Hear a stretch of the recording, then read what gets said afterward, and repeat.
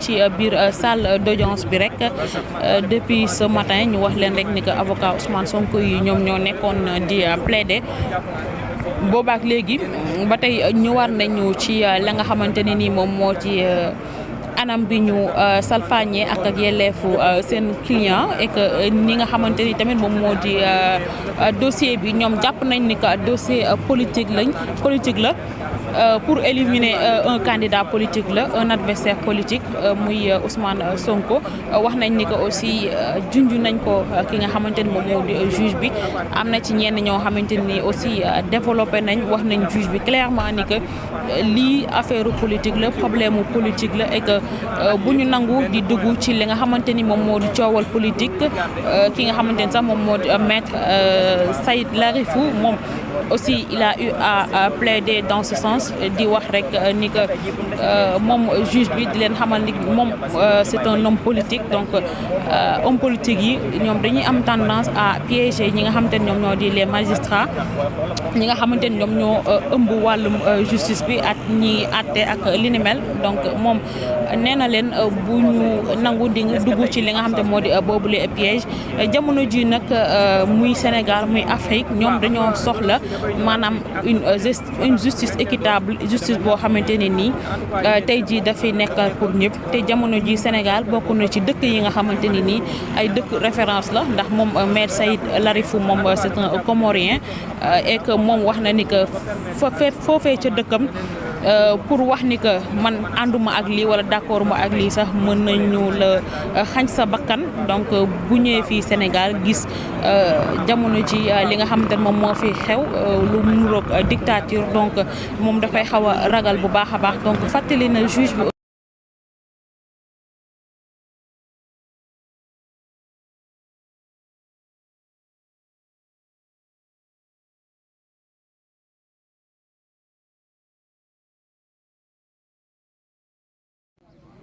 Parce que la décision de Mame Mbaye Niang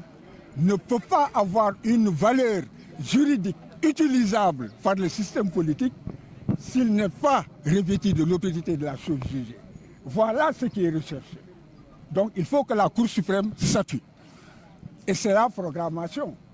d'aujourd'hui où la Cour suprême devait en fait se prononcer. Il se trouvait que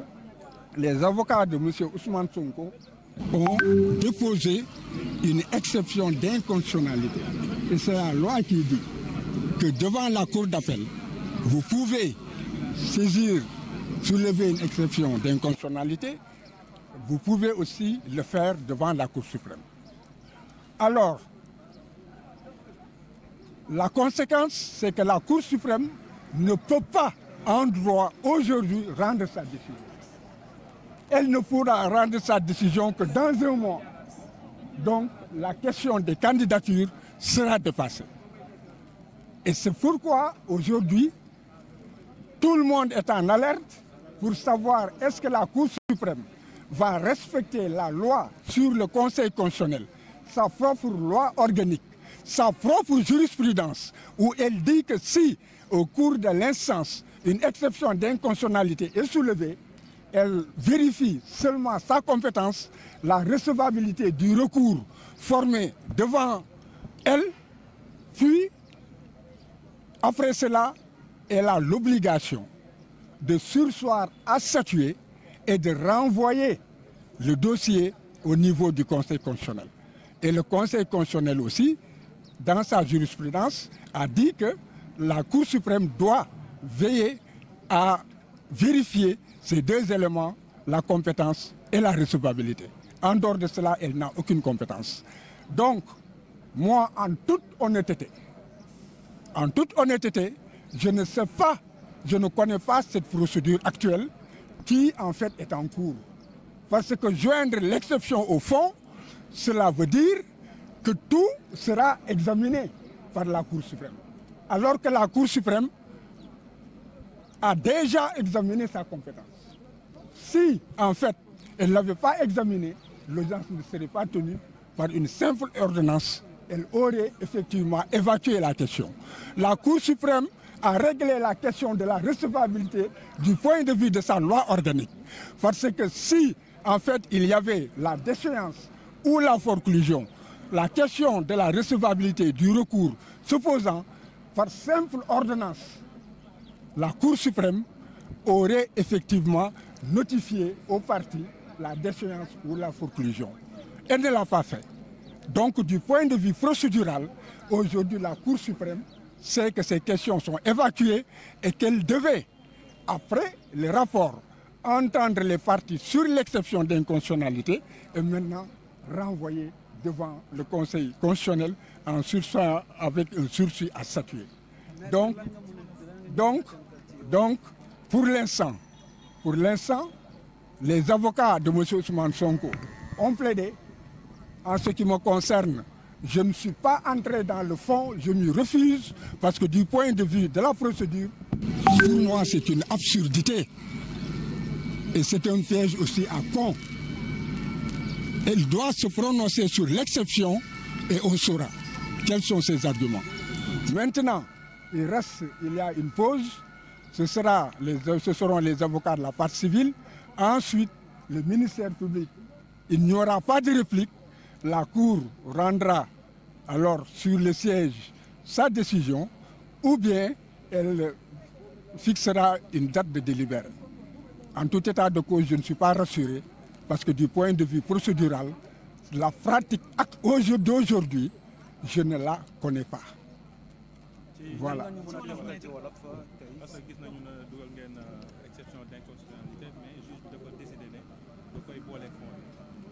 waaw léegi liñ ciy wax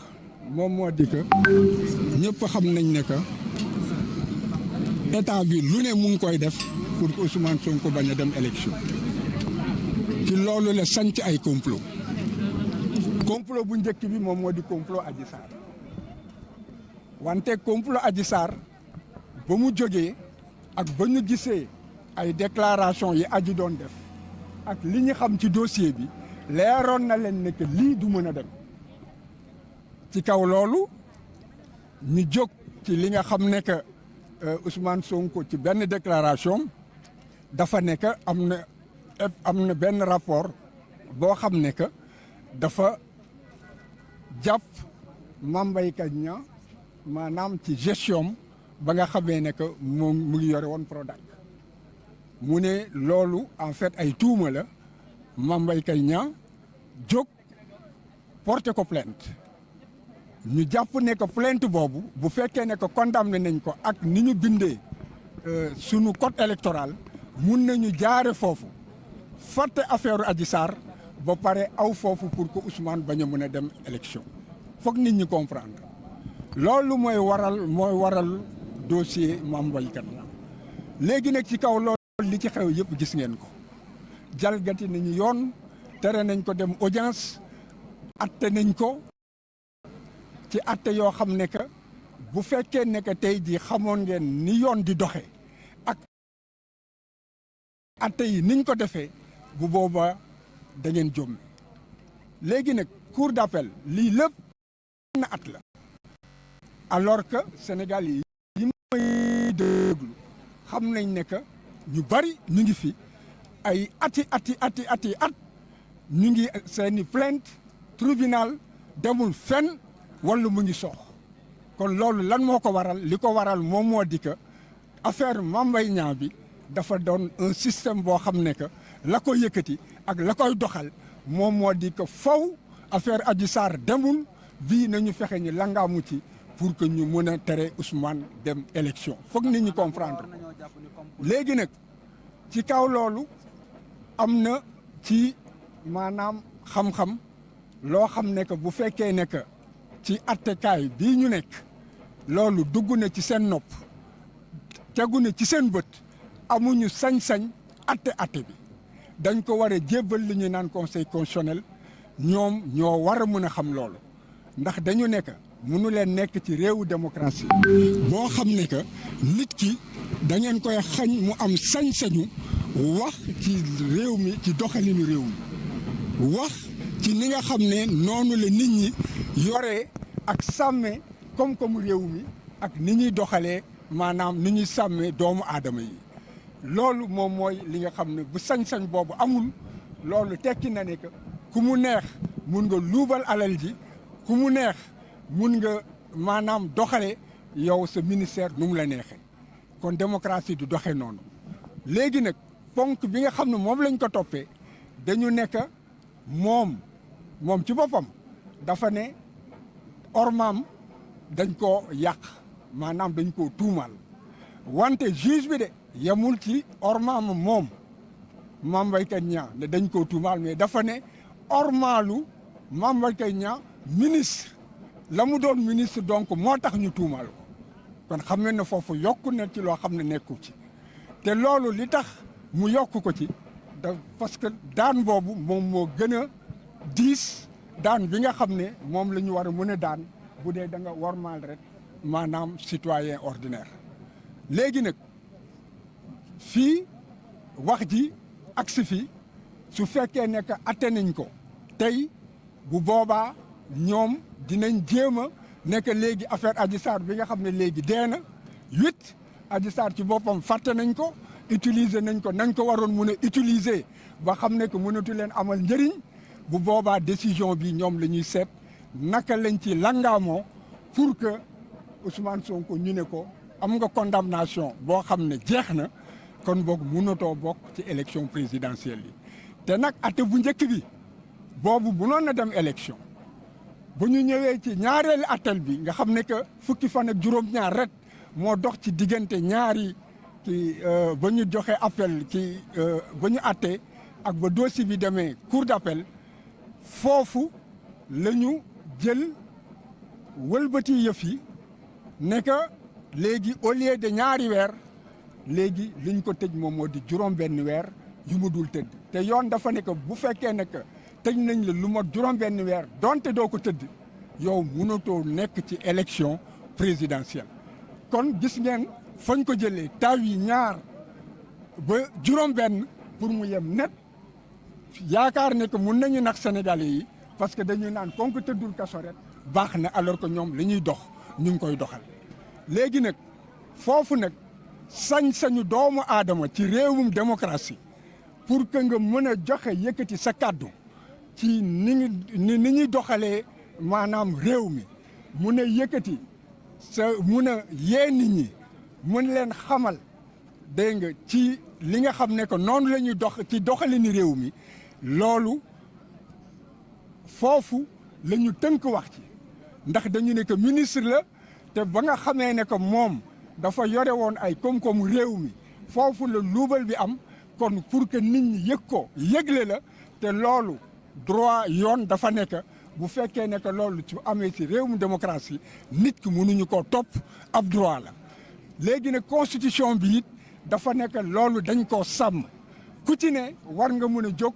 wax yow la nga xalaat ci doxalinu réew mi ak ndox mi réew mi naka lañ koy doxale kon mooy charte bi gën a kawe ñu tënk ko foofu nag ne kon yéen mënu leen atte loolu tànk ñii kii nga xam ne moom mooy xool yoon loi bi ndax méngoo naa constitution kooku xoolul ponk bi nga xam ne moom lañ topp Ousmane Sonko ndax bokk na ci li nga xam ne que si sañ-sañ la bokk sañ-sañu doomu aadama ci réewum démocratie wala bokkul ci sañ-sañu doomu aadama ci réewum démocratie kon boog tey ñoom mënuñu koo atte ci yoon su fekkee atte nañ ko tey jii man de la ma xam ak li ñëpp xam te ñoom seen bopp it atte yi nga xam ne atte nañ ko fi nekk bu fekkee nekk wax ju mel noonu yëkkati nañ ko seen kanam amatuñu sañ-sañ wax ci wax ji donte conseil constitutionnel waxul lan la ci xalaat su fekkee ne que nee na que méngoowul ak charte réew mi bu boobaa wax ji jeex na la ñu atte woon yëpp day saay day mel ni que musuta am et que loolu dañ koy dindi ci maanaam loi yi dootu ci bokkati su fekkee ne conseil constitutionnel nee na que méngoo naag charte réew mi ak engagement yi Sénégal am booba la dossier bi di ñëwaat Cour suprême war koo mën a atte te loolu diggante bi lu mu gaaw dégg nga yoon dafa nekk ci biir weer wi ci weer lay doon kon dina fekk élection yi weesu na nga xamee ne que noonu la waxu Adji Sarr saayee amatul benn solo noonu la wax ji di saayee amatul benn solo kon boog kon tey ji nit ñi xam ne que bés bi bés la boo xam ne que attekat yi ñoom ñooy jël seen responsabilité la nga xam ne loolu lañ mës a atte la nga xam ne loolu la yoon tëral ñu def ko ne wax ci fi mu ne aj nañ ko ba conseil constitutionnel wax nii nag muy doxee ñu ne que dañuy boole wax yëpp wax bi nga xam ne que dañ ko war a jébbal conseil constitutionnel wala ak dañ ko war a atte ba mu jeex lii ngeen di ñaxtu fii yëpp la ñuy boole door di joxe suñu atte dama ne doxalin boobu pour man doxalin la boo xam ne jànguma ko te xawma ko te tey na sama xel.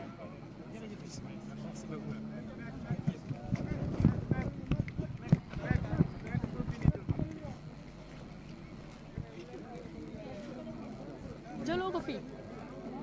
kenn ma tourné kon kay jeex na kon baax na.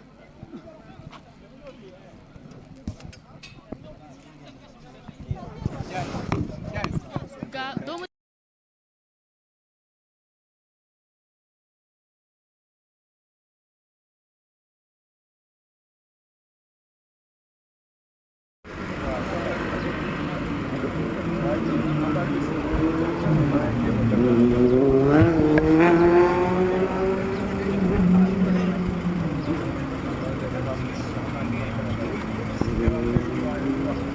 alors ñu bëri nag problème bi ñu am ku ci mel ni ñoom Malick Gakou peut-être aussi c'est le cas pour Bassirou Diomaye Faye mooy position bi nga xamante ni tey jii nii daal nañ koy occuper ci tirage au sort bi nga xamante ni conseil constitutionnel daal di woon na koy def alors Bassirou Diomaye suma jumul moom mi ngi woon ci 73e place Malick Gakou mi ngi woon ci 53e place peut-être bu ñu bokkoon ci 20 wala 15 wala peut-être même 30 sax dinañ mën a am sens valider li nga xamante ni moom moo di seen parrainage yi parce que si ñoom dañuy am problème de doublon externe donc loolee moom moo leen xaw a sonal tuuti mais espérons que ni bu ñu góorgóorloo tuuti dinañu mën a jàll ci li nga xamante ni moom moo di parrainage yooyu ci deuxième tour bi. Deuxième tour aussi ñu fàttali leen Pape Djibril Fall moom aussi deuxième tour la daal di dem tamit am na ay parrains yoo xamante ni ñii daf ko daal di war a régulariser.